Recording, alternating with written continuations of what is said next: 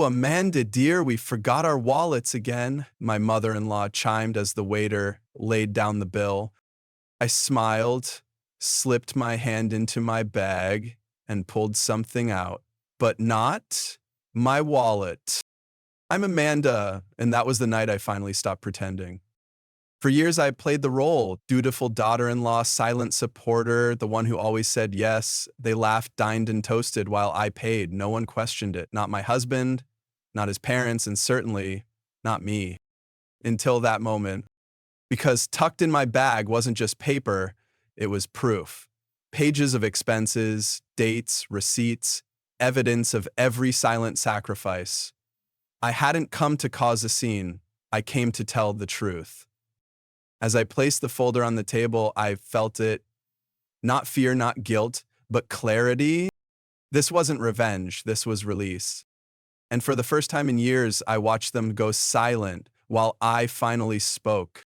Growing up, I learned early that love was something you earned through silence, compliance, and sacrifice. My parents' marriage was a battlefield of harsh words and colder silences, and I spent much of my childhood pretending not to notice. So when I met Ethan, with his gentle smile and quiet charm, I mistook peace for love. He was nothing like the chaos I came from. That, I thought, was enough. Ethan and I met in grad school. He studied environmental policy. I was deep into finance. He told me he admired my drive, my clarity. I admired his patience, his softness. We balanced each other. Or so I thought. When he introduced me to his family, I was captivated. They were warm, playful, affectionate. His mother, Margaret, hugged me the first time we met. His father, Charles, poured me wine and asked about my dreams. I felt seen. I felt chosen. Ethan's family dinners were everything mine hadn't been. Laughter over roasted chicken, matching holiday pajamas, handmade birthday cards. For a girl who had never known family closeness, it felt like stepping into a movie. I wanted to be part of it. I wanted to belong, so I gave my time, my energy, my attention. I said yes to every invitation, remembered every birthday, helped clean up every dish. When Ethan proposed, I didn't hesitate. I wasn't just marrying him, I was marrying the family I had always wished for. We had a modest wedding, but it was beautiful. Margaret cried during our vows. Charles gave a toast about finding the daughter they never had. I held those words close, not realizing they came with invisible strings. In the early days of our marriage, things felt like a continuation of the dream. Ethan was thoughtful, if a bit absent-minded. He forgot to do laundry, but he always remembered to kiss my forehead. He wasn't ambitious, but he was kind. I figured I could carry us both for a while. I had a good job in finance. I didn't mind picking up the slack at first. Margaret adored me, or so I believed. She called me her rock star, bragged to her friends about my promotions. At Sunday dinners, she'd toast to my success with a wink and a smile. I mistook her flattery for love. I didn't see the subtext yet. When Ethan's job contract ended and he decided to take a break to figure things out, I supported him. He needed time. He needed encouragement. Margaret assured me it was just a phase. He'd get back on his feet. I believed her. I took on extra hours, adjusted our budget, canceled our vacation plans. Still, I told myself it was temporary. But the months stretched into a year. Ethan grew more passive. He spent his days fixing up his bike, joining volunteer groups, debating politics online. He meant well, but he wasn't contributing. Not financially, not emotionally. I brought it up gently. He brushed it off with a kiss and a joke. Meanwhile, Margaret's affection evolved. She began to rely on me. First, it was a contribution for Charles's retirement party. Then it was help booking their anniversary trip. "You're just so organized, Amanda. Ethan never had a head for details," she'd say with a laugh. I felt flattered, needed, important. So I kept giving. I organized events, paid deposits, ordered cakes, made dinner reservations. Margaret praised me endlessly in front of others. Ethan seemed proud, his wife the powerhouse. And I was proud too. I felt like I had finally created the loving family I'd longed for. But slowly, imperceptibly, something shifted. It wasn't being included, I was being used. There was a moment, small but telling, that I should have paid attention to. It was Charles's birthday dinner. I had spent 2 weeks planning it. Reservations, a custom cake, even coordinating a video montage with distant relatives. Margaret clinked her glass, stood up, and said, "Thank you all for coming to celebrate Charles, and, of course, none of this would be possible without Ethan." Everyone clapped. Ethan beamed. I sat frozen, champagne flute half raised, my name never spoken. That night, as we drove home, I asked Ethan if he noticed. He shrugged. She probably just forgot. Don't take it personally. But it was personal. I had built the bridge between me and their family with every effort, every quiet sacrifice. And while I believed I was becoming part of something real, the truth was beginning to show. I wasn't one of them. I was their support beam, their convenience. Still, I held on because back then, I still believed love was something you proved, and I hadn't finished proving mine. It didn't happen all at once. That's the trick with being used. You don't notice until you're already knee-deep in it. It started with small things, little moments I brushed off as quirks or miscommunications, like how Margaret always forgot her purse when we went out to eat. "Oh, silly me," she giggled, glancing at me. Or how Charles started calling me for help with his online banking, ignoring that Ethan was sitting right there. I told myself they trusted me, that it meant I was family. Then came the expenses. Ethan's car needed repairs, again. And since he hadn't gone back to work yet, I paid. We needed a new couch. Margaret picked one out. Italian leather, handcrafted. And I put it on my card. "It'll look so perfect in your home, darling," she said, never asking if I liked it.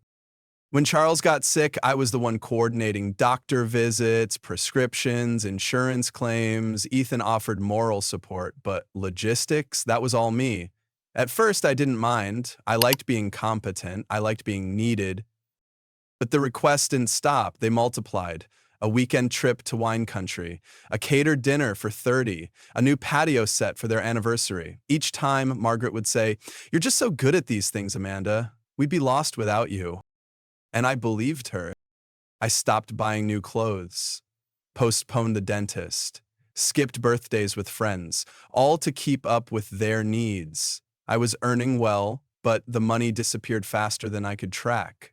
Still, I told myself it was temporary, that once Ethan got back on his feet, things would shift. They didn't.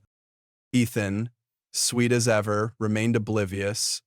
I showed him spreadsheets, suggested we set some limits. He'd nod, agree, and then do nothing. "I just don't want to upset Mom," he'd whisper. "She means well." Margaret meant well when she asked me to co-sign a loan for her dream kitchen. She meant well when she invited me to host Easter for the entire extended family and then disappeared before cleanup. She meant well when she handed me a list of guests and vendors for her vow renewal ceremony and said, "You're so much better at these things than I am." I started waking up tired even after 8 hours of sleep. I lost weight without trying. I snapped at coworkers. My body felt heavy, like I was dragging someone else's life behind me. The worst part, no one noticed. Not Ethan, not Margaret, not even me, until I caught my reflection in a store window and didn't recognize the woman staring back. She looked blank. One night as I lay in bed beside Ethan, I whispered, "Do you think they'd still love me if I stopped paying for everything?" He didn't answer right away. Then he said, "Why would you stop?" I turned to face the ceiling, my chest tightened. It wasn't just the money, it was the way they looked through me, like I was a means to an end, a utility, a sponsor. I began to withdraw, little by little. I said no to small requests. Margaret's tone changed, less sugary, more clipped. She started calling Ethan directly. I caught him whispering in the hallway, eyes darting when I entered. "She's just tired," he'd say. No one asked why I was tired. I started journaling again, something I hadn't done since college. Page after page of confusion, guilt, and slowly, anger. Not the explosive kind, the quiet, simmering kind that tells you, Something is deeply wrong. I looked at our wedding photos one night, Margaret beaming, Ethan smiling, me glowing.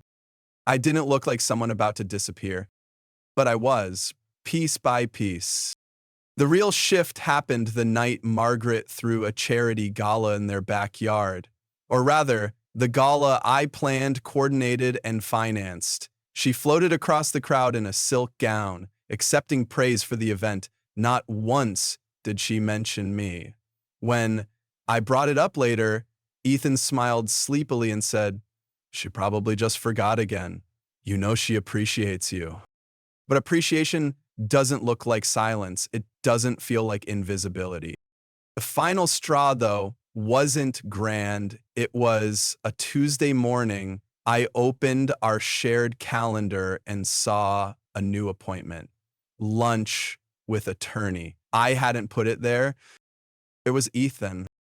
I asked him, and he mumbled something about helping his parents with estate planning. "You wouldn't be involved," he added.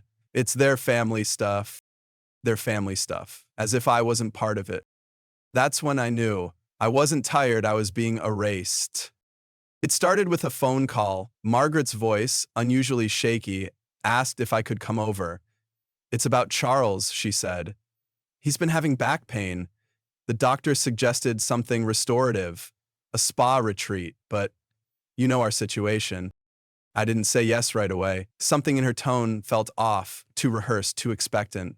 But the part of me still clinging to the dream, to the idea that I was helping a family who loved me, took over.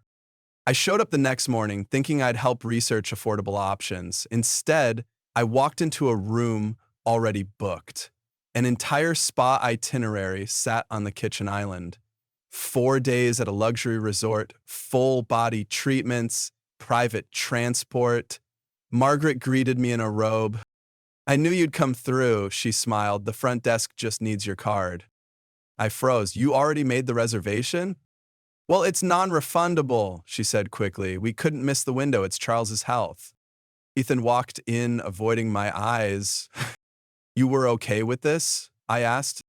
He shifted uncomfortably. "It's for Dad, and you always say you want to help." No one asked me. No one even considered. I might say no. I handed over my card, mechanically, but something inside me fractured. That night, I couldn't sleep. My body was still, my mind screamed. They didn't care about me, they cared about access to my resources, my time, my compliance. A week later, the real blow landed. I came home from work, exhausted after a brutal client meeting, to find Ethan on the balcony with his laptop. He was smiling, chatting, until he saw me. He closed the screen too quickly. "What was that?" I asked. "Just checking on something," he mumbled. I waited.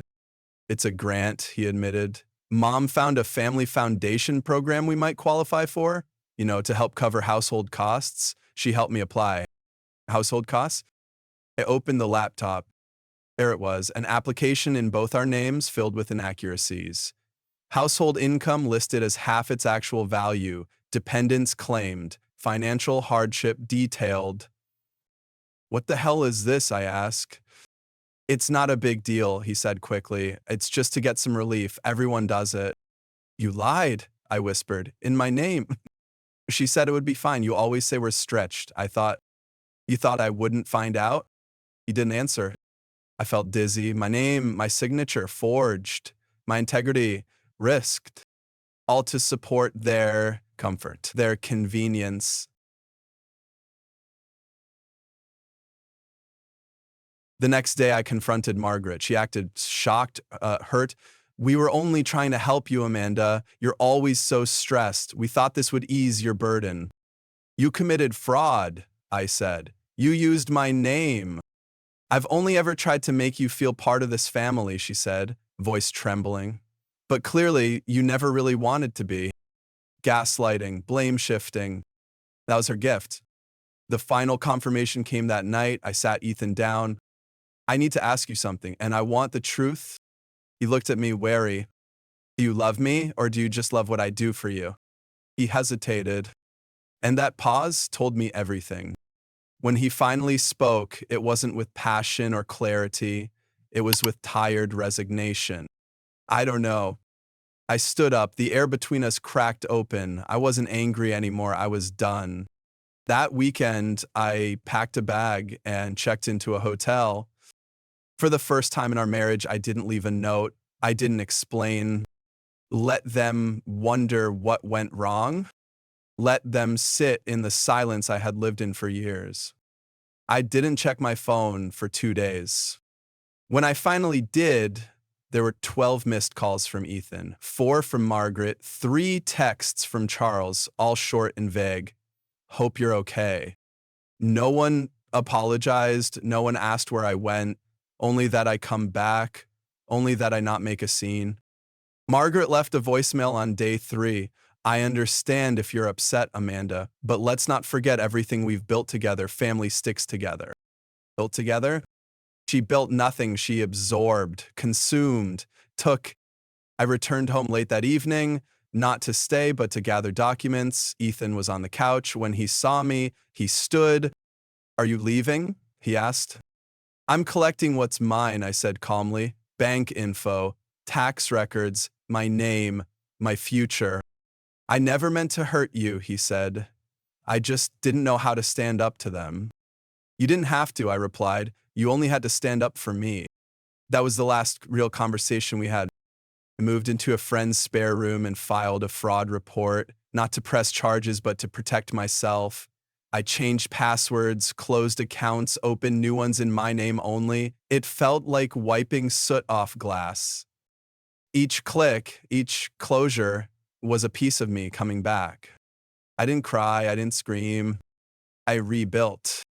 But I never forgot the feeling of being erased by people who called it love. Weeks later, I received a certified letter. It was from Ethan. Inside was a formal apology, typed impersonal. Attached was a proposed financial agreement to separate our responsibilities amicably. Margaret had clearly drafted it. No admission of guilt, no accountability, just logistics. I read it once, then fed it through the shredder. Their language was paper, mine would be action. It was the moment I made peace with what I had to do next. Not just leave them, but redefine myself entirely, beyond the role they had written for me.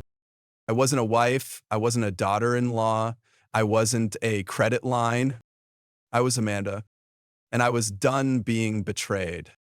The first morning alone in the spare room, I woke to silence. No texts, no appointments, no one needing me. And yet I felt heavy, like grief had moved into my bones. I tried to get up, couldn't. I lay there staring at the ceiling fan spinning slowly above me, wondering how long it would take before the emptiness stopped hurting. Leaving wasn't triumphant. It wasn't a victory march. It was slow and aching and thick with doubt. I had walked away from the life I'd built, not because it was over, but because it had never truly been mine.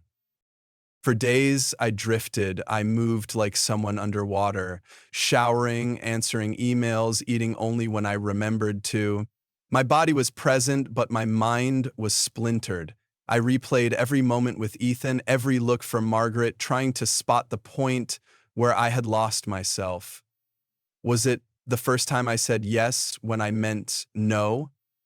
The first check I wrote without question? One night, I went for a walk and found myself outside our old apartment. The lights were on. I saw Ethan at the window, folding laundry. He looked fine. I felt nothing, not hate, not longing, just hollow. I sat on the curb across the street and cried, not for him, not even for us, but for the woman I used to be, the one who tried so hard to earn love by giving everything away. She deserved better. I had failed her. Called my therapist the next day, someone I hadn't spoken to in years. We met weekly. At first, all I did was cry. Then I talked. Then I raged. I don't understand how I didn't see it, I said one session, how I let it go on that long. She looked at me gently. Because you were taught that love meant proving your worth. and they were happy to let you keep proving. Those words stayed with me. They became the echo that filled the silence Margaret and Ethan left behind. But healing wasn't linear. Some days I felt powerful, ready to rewrite my life. Others, I woke up wondering if I'd overreacted. Maybe I was too harsh. Maybe if I'd tried harder. But then I'd remember the forged grant application, the lies, the silence when I needed support. That wasn't love. That was exploitation with a pretty face. I started writing again. Journaling turned into essays. Essays turned into letters I'd never send. One to Ethan ended with, "You didn't lose me. You let me go piece by piece." Deleted it. But I remembered every word. My body rebelled too. Fatigue, chest tightness, a constant flutter in my stomach. My doctor ran tests. Stress, she said. Prolonged, deep. I cut caffeine, took long baths, read poetry, anything that reminded me I had a soul beyond service. Friends reached out, some were surprised, others not at all. "I always wondered how you did so much for them," one said. "You were like a machine." I laughed, then cried again. Bit by bit, the fog lifted. But not before I hit bottom. One afternoon, I found myself standing in front of a mirror, wearing the same black slacks I'd worn for 3 days. My eyes were dull, my voice, when I tried to speak, cracked. "Get up," I whispered. "Just one thing today. One thing." So I did. I washed my face, I made the bed, I called the bank to open a new savings account in my name only, and that was how it began. Not with a blaze, but a flicker, a single act of reclaiming myself from the ashes. The next day, I walked to a bookstore, not to buy anything. I just wanted to be around people without having to explain myself. I wandered through the aisles, let my fingers trail across book spines, and stopped at a collection of essays on personal boundaries. I didn't buy it, but I sat on the floor and read 2 chapters. That evening, I lit a candle and made myself dinner, real dinner, not instant noodles or crackers. I ate slowly. I tasted the food.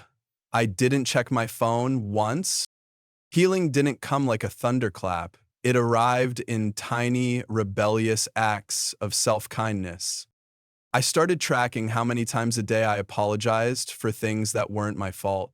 At first, 17, then 12, then 5. I unfollowed Margaret on social media, blocked her number, removed Ethan from our shared calendar. Then one Sunday morning, I opened the blinds and saw the sun differently, not just as light, but as proof I had made it to another day. Not whole, but alive. And that finally felt like enough. Rebuilding was quiet, not dramatic. There were no sudden wins or grand revelations, just a slow, deliberate climb out of the wreckage. I started by reclaiming my mornings. Instead of jumping into emails or checking messages from a husband who no longer existed in my world, I brewed coffee slowly. I opened the window. I let the air in, even when it was cold. I joined a yoga class. The first session, I couldn't focus. My thoughts spiraled, my breath stuck in my chest. But the instructor's voice, gentle, grounding, brought me back to the mat over and over. "Be where your feet are," she said. I wrote that on a sticky note and put it on my mirror. Each day, I chose one task, just one. One day it was laundry, another setting up a budgeting app. I canceled all auto payments tied to the old accounts. I created folders, digital and physical, labeled with my name only. It felt small, but it was mine. People often talk about reinvention like it's glamorous. It's not. It's boring. It's hard, but it's yours. My therapist suggested I build rituals, not routines, but moments that remind me I'm in charge of my own time now. So I bought myself flowers every Friday. I set alarms, not to work, but to pause. I left my phone in another room for hours at a time. The world didn't fall apart. Work, surprisingly, became a sanctuary. My focus returned. My ideas sharpened.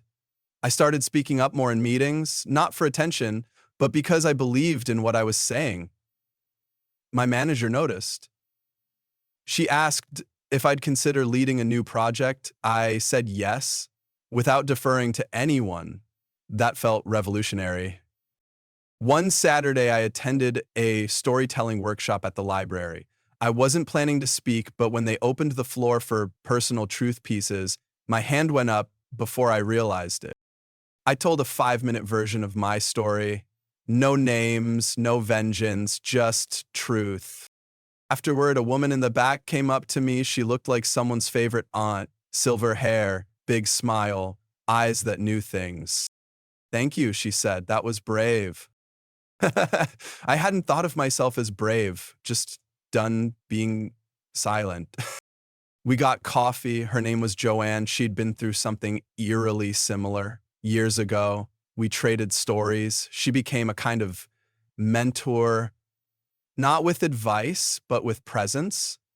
She reminded me I wasn't alone. That mattered more than anything. Months passed.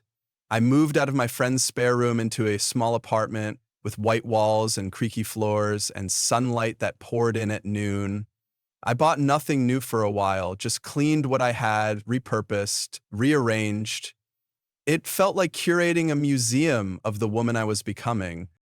There was no contact from Ethan or Margaret. That silence, once painful, became sacred. I started hosting dinners, small ones, just a few friends, nothing fancy, but everything on the table was mine. The wine, the food, the stories. Laughter returned to my life in small, unexpected bursts. One evening, as I cleaned up after a dinner party, I realized something.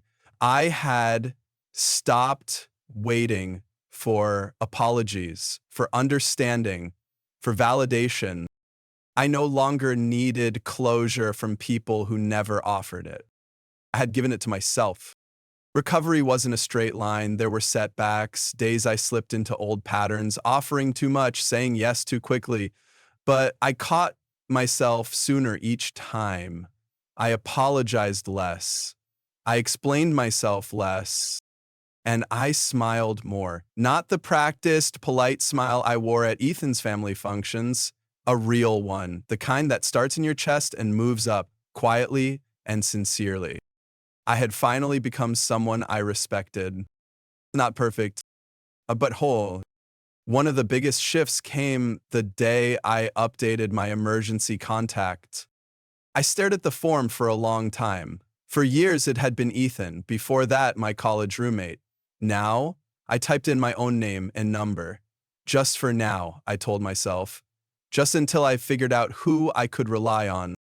But in that moment, it felt powerful. I was saying, I've got me. And maybe for the first time, that was true. That weekend, I took a solo trip to the coast. Just me, a rented car, and a worn-out paperback. I walked along the beach, let the waves rush over my feet. I felt small, but not invisible. I felt like a dot on a larger map. Independent, but connected. I wrote in my journal that night, I thought I needed saving, but what I needed was space to become myself. It wasn't just healing, it was reintroduction to the woman I had always been, underneath the giving, the pleasing, the performing.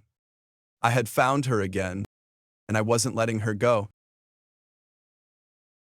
The invitation arrived on thick cream paper with gold lettering.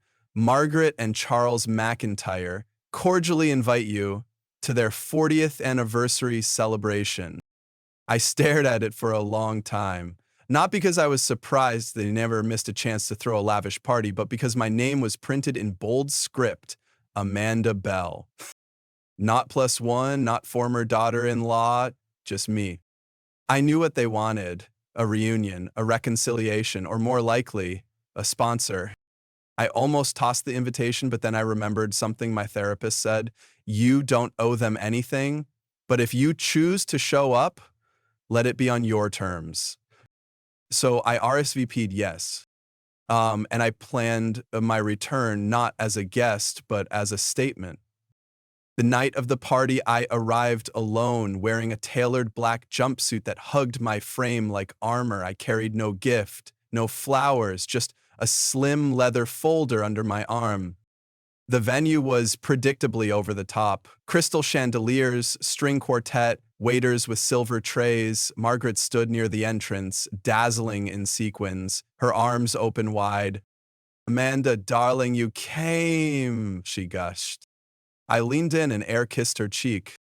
"Of course," I said. "I wouldn't miss it."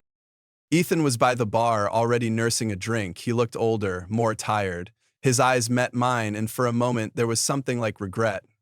But I didn't stop walking. I greeted acquaintances with polite nods, ignored whispers, and waited until dinner was served. Halfway through the meal, Margaret clinked her glass. "I want to thank you all for being here tonight," she began. 40 years with this wonderful man. What a journey. And we couldn't have done it without our family, especially our beloved Amanda, who was once part of it and always will be in our hearts. There it was, the subtle claim, the pull back into the fold. Applause, glasses raised. I stood up. "Thank you, Margaret," I said, my voice calm. "That was generous." The room hushed. I held up the folder. "I brought something too, a contribution, if you will." Opened it and began laying out documents, printed copies of bank transfers, credit card statements, itemized receipts. "This," I said, "is a record of everything I paid for during my time in your family. Dinners, vacations, renovations, gifts, celebrations, including the last anniversary party, which cost nearly $18,000, 0 cents. All funded by me." Gasps, shifting chairs. Ethan's face went pale. "I'm not here for repayment," I continued. "I'm here to reclaim my narrative." Margaret started to stand. "Amanda, this is—" "Long overdue," I interrupted. "For years I gave quietly. I said yes to keep peace, to feel loved, but silence doesn't build respect. It builds resentment." Oh, I looked at Ethan. "You let them use me because it was easier than standing up for me, and I let you because I thought that's what love required." Turned back to the crowd. "I'm not angry, not anymore. I'm free. And I hope every woman here who's ever swallowed her voice to keep others comfortable hears me now. You don't owe anyone your peace to buy their approval." I gathered the documents, tucked them back into the folder. And with that, I said, "I'll take my leave. Happy anniversary." No one stopped me. No one clapped. But no one looked away either. I walked out into the night, the weight of years falling from my shoulders like an old coat I would never wear again. Outside, the air was cool, clean. I didn't cry. I didn't shake. I smiled and kept walking. As I stepped into the waiting car, the driver, an older man with kind eyes, glanced at me in the rearview mirror. "Big party?" he asked. I smiled faintly. Bigger moment. On the ride home, I looked out at the city lights. They flickered like tiny truths scattered across the skyline. I thought about the version of myself who would have stayed, would have smiled through clenched teeth, who would have written another check just to avoid conflict. She was gone. And in her place stood someone who no longer feared confrontation because she knew her worth didn't come from keeping the peace. It came from honoring the storm she'd weathered alone. The next day, I received messages, text, email, even a voicemail from various guests at the party. Most were brief, cautious, a few were quietly supportive. One message stood out. It was from Margaret's sister, Helen. "I've never seen anyone speak like that. With grace and fire, you didn't embarrass them. You freed yourself." I didn't reply, but I reread her words more than once. In the weeks that followed, I felt lighter. Not because the world changed, but because I had And I knew something else too. That night, I didn't just walk away from him. I walked back to myself, stronger, clearer, unshakable. I printed that message from Helen and pinned it above my desk, not for validation, but as a reminder. Dignity doesn't need permission. Sometimes the most powerful comeback isn't revenge or applause, it's walking into a room as your whole self and walking out without leaving any part of you behind. The fallout came quickly. In the days after the party, Margaret's reputation as the flawless matriarch began to crack. People whispered, not cruelly, but curiously. Those who once admired her lavish hosting started asking quiet questions about who had really paid for all those grand events. The whispers turned into conversations. A few former friends began distancing themselves. Invitations stopped coming. Margaret, always obsessed with appearances, couldn't handle it. She tried to do damage control, hosting smaller gatherings, sending apology messages veiled as clarifications. But the air had changed. The illusion of selflessness she had carefully curated over decades had shattered under the weight of truth. And the worst part for her, no one defended her, not even Ethan. He had been silent at the party, but afterwards something shifted. He didn't move back in with his parents. He didn't call Amanda either. Not yet, but he started seeing a therapist, according to a mutual friend, started walking to work instead of driving, cut up the joint credit cards. Margaret, used to having him under her thumb, was furious. She accused him of betrayal. He didn't shout back, just left the room. Then came the bank audit. An anonymous tip had led to scrutiny of Margaret and Charles's charitable foundation, one Amanda had helped fund without ever knowing her name was being used. The auditors found inconsistencies.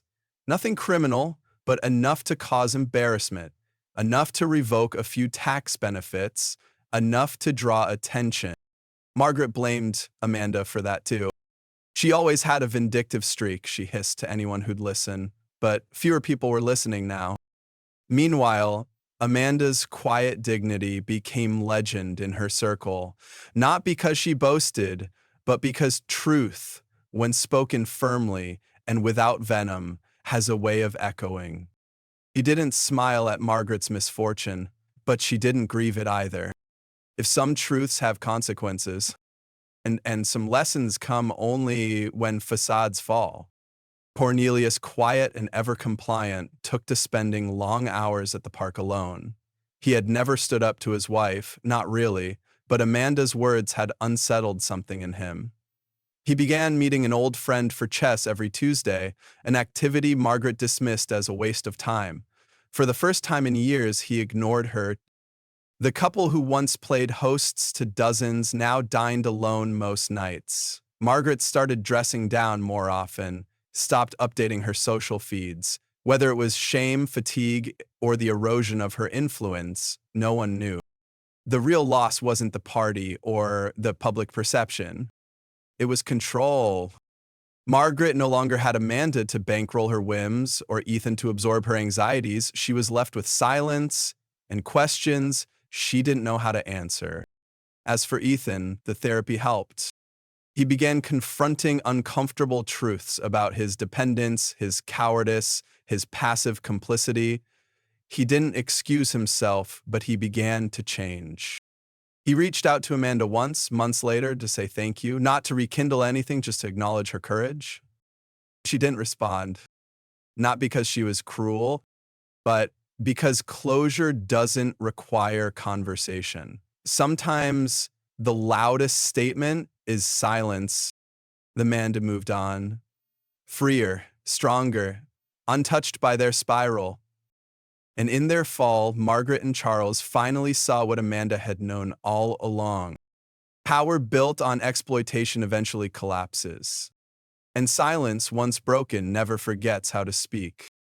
In time, even Margaret's fiercest defenders began to fall silent, not out of malice, but fatigue.